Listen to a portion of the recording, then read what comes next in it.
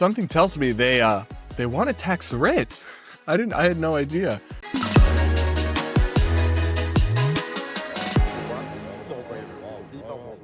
We got to talk about New York City, and it's now in its Soviet era.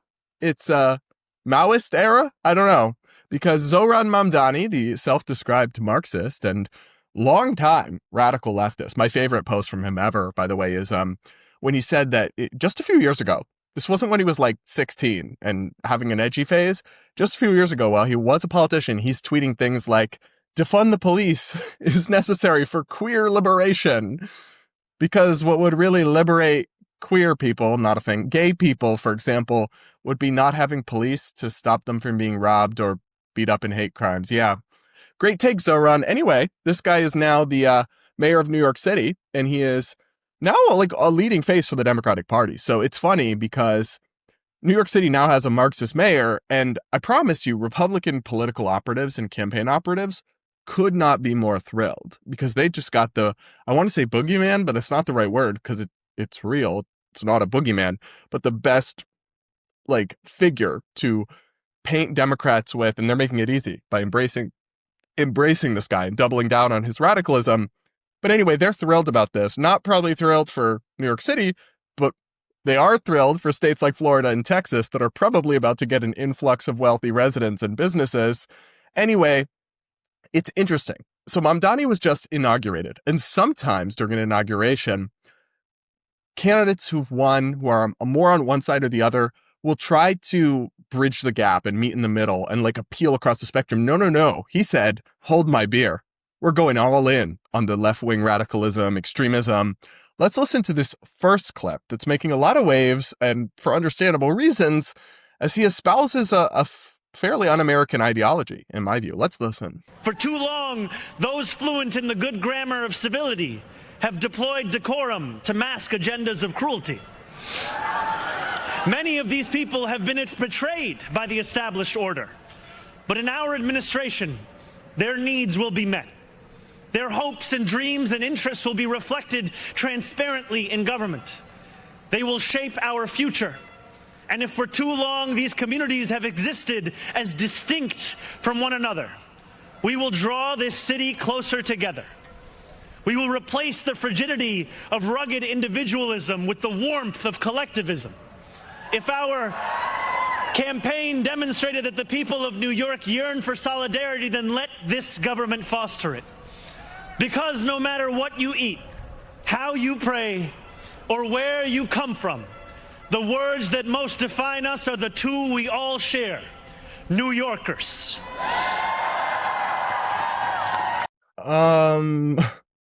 Is the warmth of collectivism in the room with us right now? How about all the millions of people that died in the 20th century under brutal socialist and communist regimes? Did they experience the warmth of collectivism? It's really an astounding sentiment to hear from the new mayor of New York City, because collectivism is actually a dangerous and toxic worldview that quickly gives way to violations of individual rights and liberties in the name of the greater good. And it's interesting because he essentially dumps on and says like, oh, rugged individualism. We're going to do away with that apparently terrible concept that suggests that you are an individual who's responsible for yourself and should pave your own way in life rather than rely on others through coercion and force and taking their stuff and leeching off your neighbors. Yeah, apparently that's an evil thing. So just in case you're wondering, the dictionary definition of rugged individualism: the practice or advocacy of individualism in social and economic relations, emphasizing personal liberty and independence, self-reliance, resourcefulness, self-direction of the individual, and free competition in enterprise. Did I just miss the part of that that's bad? Or that you should want to be abandoned in New York City? Actually, and it's funny because this commentary and this feedback comes from left-wing voices who claim to be very concerned with minorities and minority rights, but the minority, or the individual, is the smallest minority of all. And individual rights are like the building block of a free society, and they're fundamental human rights. And no, just some nebulous collectivism where the greater good takes precedence is not going to work out well and has not throughout most of human history. And it's also not something, it sounds nice in theory, like this whole communist idea of we're all just going to be a we, and we won't have our individual wants and needs, and we'll all just do what works for the greatest good. But it quickly is abused by free riders. It quickly ends up in a system no one actually wants to live by. And I just find it funny because even Zohran and his wife do not actually want to live in collectivism without rugged individualism. Because, and I'll just show a couple tweets that I thought made interesting points about this. If they did, they would behave differently than they do. So the Republican Congressman Mike Lawler wrote, "In that spirit, the mayor should immediately forego living at the taxpayer-funded Gracie Mansion and instead stay in his rent-stabilized apartment in Queens and instead use it to house homeless veterans." I mean, why not? Right? Your individual preferences don't matter. Your individualism isn't important here. But what would be best for the most amount of people is that you don't live in the taxpayer-funded mansion and you turn it over to homeless people to live in. If you don't do that, I mean, what? Don't you want to pursue the warmth of collectivism? In fact, they could use some literal warmth, some of these homeless people on the street. But he's not going to do that because no one actually wants to preference everyone else over their own wants and needs to the extent of sacrificing your own fruits of your own labor. He worked hard to become mayor, and he wants to live in the mayor's mansion as a result. And there's nothing wrong with that, except for the fact that it's hypocritical with what he espouses for everyone else and everyone else's money and lives. A couple other funny things here highlighted on X. Socialism perfectly summed up in just 2 tweets, and then it's 2 posts from the New York Post. Zohran Mamdani fans disappointed by disastrous block party with no food or bathrooms. Oh, the warmth of collectivism off to a great start. The other one here. Socialist Zohran Mamdani's wife, Rama Douaji, appears to wear luxury $630 boots to swearing-in ceremony. That's funny because I'm old enough to remember when we were told that individualism needs to give way to the warmth of collectivism. And surely the collective would be better served by her wearing a $50 pair of boots and that $600 extra going to feed the homeless. So why doesn't the new First Lady of New York City want to live under collectivism? The warmth. It's warm, guys. It's cozy. It's like a fireplace that you can snuggle up by. But they don't actually want to live that way. No one wants to live that way. They want other people to live that way, and then they can still enjoy the fruits of their own individualism. That's the funniest part. Even in socialistic and communistic societies, the elite that governs society still engages in individualistic and, frankly, capitalistic, or at least profit-seeking lifestyles. They just force everyone else not to, because that's how it ends up playing out. We're already seeing this in New York City.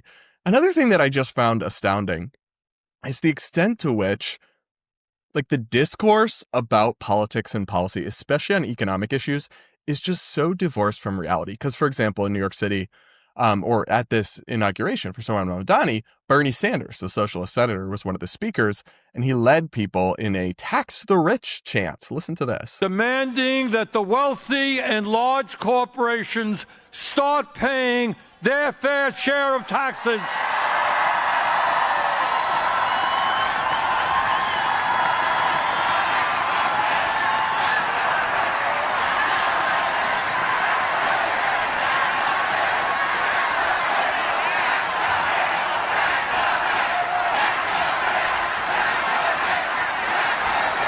Guys, something tells me they want to tax the rich.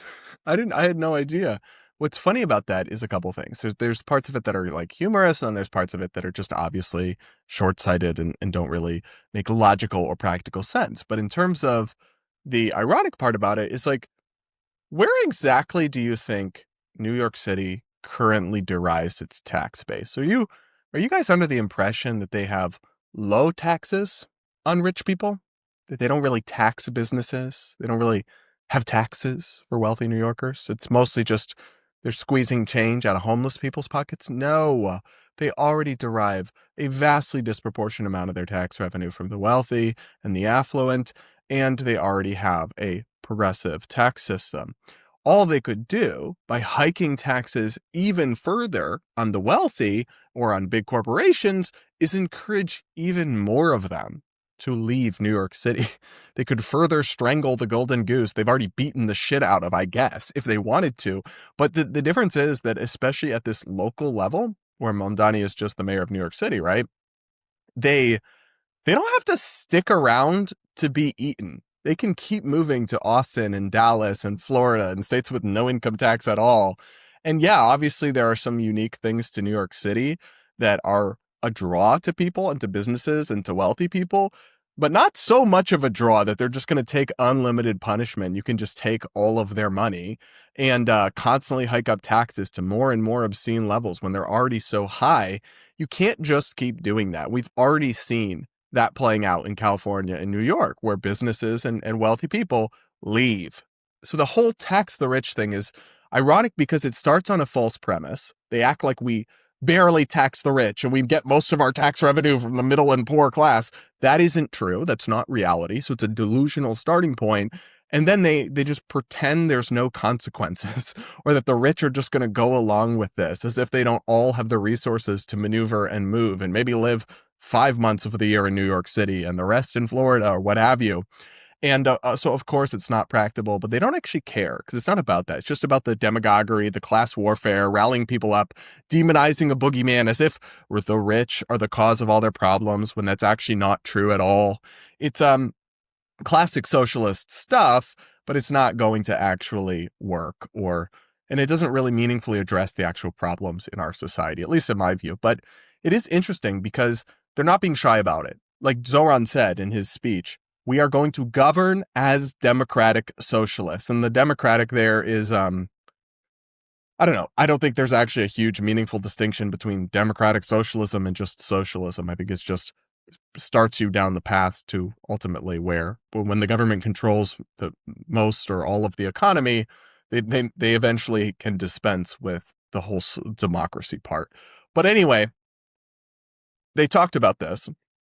And they're really not hiding the ball. They're saying, yes, we're going to govern as radicals.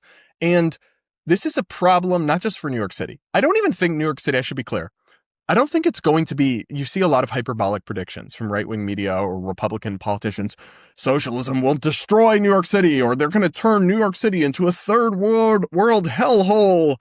That is almost certainly not going to happen, because the mayor only has so much power and can only change so much and will be kept in check by the city council and the state legislature, which would have to approve a lot of stuff. So he will not actually be able to turn in New York City into like a communist utopia. Now, I think if he could and was able to actually implement a lot of this stuff, it would be disastrous, but he'll only be able to implement so much. I don't think the things he does want to implement, like a rent freeze and free buses, I don't think they will work well. I think they will be a net negative for the city, especially if he hikes taxes on the rich and encourages more productive and affluent people to flee the city. However, we shouldn't pretend or suggest that it's going to be the end of New York City as we know it, because it's probably not. However, what this does do is tie the Democratic Party's image nationally to a very extreme left-wing vision of like radical social progressivism. He wants to make New York City a sanctuary hub for trans kids and give people free taxpayer-funded trans surgeries.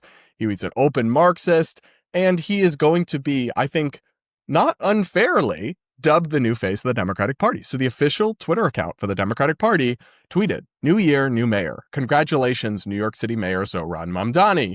And an image of him. And on one hand, I can see why Democrats do want to embrace Zohran, because he's very charismatic. He's handsome. He's a powerful speaker. He reminds me of a much more radical Obama in some ways. But this isn't going to play well, because you have now embraced him, and he will be, fairly or unfairly, because obviously not all Democrats are as radical as Zohran, he is going to be made into the new face of the Democratic Party. And it's going to be a very radical face that most Americans, or the vast majority, will be put off by. So this is, I think, a massive political liability for the Democratic Party, but it's partially self-inflicted. They did not have to embrace this guy the way that they have. And their primary voters chose this. So we'll have to see how it all plays out. But I think New York City is not going to be governed well under the Mamdani administration. by and large. That's my take. Y'all will have to let me know what you think in the comments below. Make sure to subscribe, hit the like button, and all of that. And that'll be it for today's episode of the Barad vs. Everyone podcast. Thanks so much for tuning in, guys. Make sure to subscribe, like, yada, yada, yada. And we'll talk again real soon.